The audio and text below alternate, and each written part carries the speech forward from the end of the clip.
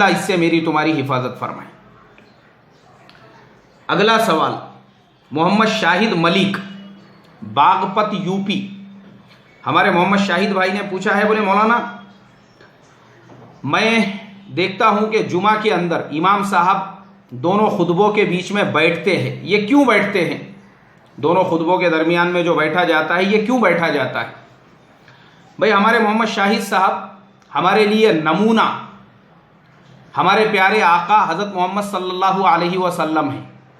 انہوں نے جیسا کیا ہم کو ویسا ہی کرنا ہے تو ہی ہم کو کامیابی ملیں گی، ان کے طریقے میں ہی ہمارے لیے 100% کامیابی ہے۔ تو انہوں نے کیا تھا، اس لیے دنیا کا ہر امام کرتا ہے۔ جو صحیح احادیث سے ثابت ہے کہ دونوں خطبوں کے درمیان میں بیٹھنا مسنون ہے، اور رسول اللہ صلی اللہ علیہ وسلم کے وقت سے لے کر آج تک یہ طریقہ چلا آ رہا ہے دونوں خطبوں کے درمیان میں بیٹھنے کا۔ اور میں آپ کو حوالہ بھی دیتا ہوں، حدیث نمبر 920 بخاری شریف،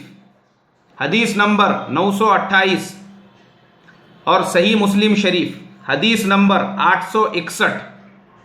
ایسی 3 جو احادیث ہے ان کے میں نے آپ کو حوالے دیے ہیں، اور یہ صحیحین یعنی صحیح مسلم اور صحیح بخاری میں یہ حدیث آئی ہوئی ہے۔